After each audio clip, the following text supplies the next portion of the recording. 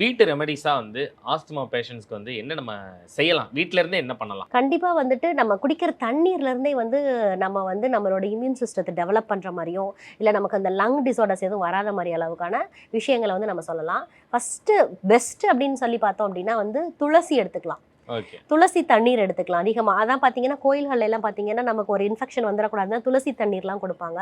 அடுத்து வந்துட்டு சின்ன சின்ன கஷாயங்கள் வந்து நம்மளே வீட்டில் ரெடி பண்ணிக்கலாம். ஃபார் எக்ஸாம்பிள் வந்து ஒரு தோட்டமுள்ள வீடாக இருக்கலாம், இல்லை ஒரு அப்பார்ட்மெண்ட் வீடாக இருக்கலாம். இந்த மாதிரி இருக்கிறவங்க என்ன பண்ணலாம்னா கற்பூரவள்ளி இந்த மாதிரியான செடிகளை வந்து வளர்க்கலாம். இந்த கற்பூரவள்ளி இலையை வந்து ஒரு 4-5 எடுத்துட்டு ஒரு டம்ளர் தண்ணியில் போட்டு நல்லா கொதிக்க வச்சு அதை ஃபில்டர் பண்ணி குடிக்கலாம்.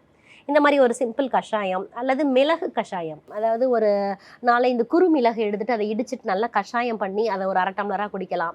அப்படி இல்லைன்னா அதில் ஒரு ஸ்பூன் தேன் கலந்து குடிக்கலாம். அப்படி இல்லை அப்படின்னா ஒரு மிளகை வந்து லைட்டாக இடிச்சிட்டு ஒரு ஸ்பூன் வந்துட்டு தேனில் லைட்டாக ஒரு சூடு பண்ணிட்டு, அதை சுரசம்னு சொல்லுவாங்க, லைட்டாக அப்படி முறையாக வர அளவுக்கு லைட்டாக ஹீட் பண்ணிட்டு அதை ஒரு வாட்டரில் கலந்து அதை எடுத்துக்கலாம். இந்த மாதிரியான விஷயங்கள்லாம் பண்ணும்போது நமக்கு என்ன ஆகும் அப்படின்னா நேச்சுரலாகவே வந்துட்டு இந்த ஆஸ்மா இதில் இருந்தனால விடுபடலாம்.